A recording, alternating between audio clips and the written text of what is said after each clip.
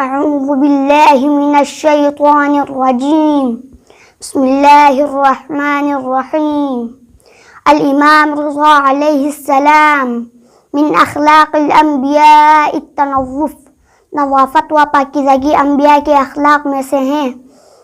الامام رضا علیہ السلام تزاوروا تحابوا، ایک دوسرے کی زیارت کرو تاکہ آپس میں محبت بڑھے۔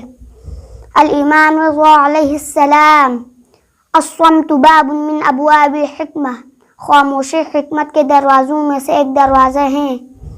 الامام رضا علیہ السلام علیکم بسلاح الانبیاء فقیل ما سلاح الانبیاء قال الدعاء، تم لوگوں کے لیے انبیاء کا سلاح بہت ضروری ہے۔ پوچھا گیا انبیاء کا سلاح و ہتھیار کیا ہے؟ ارشاد فرمایا دعا۔ الامام رضا علیہ السلام الامام رضا علیہ السلام اصحب الصدیق بالتواضع، دوستوں سے انکساری کے ساتھ ملو۔ عن ریان قلت للرضا علیہ السلام ما تقول في القرآن قال كلام الله لا تتجاوزوه ولا تطلبوا الهدى في غيره فتضلوا۔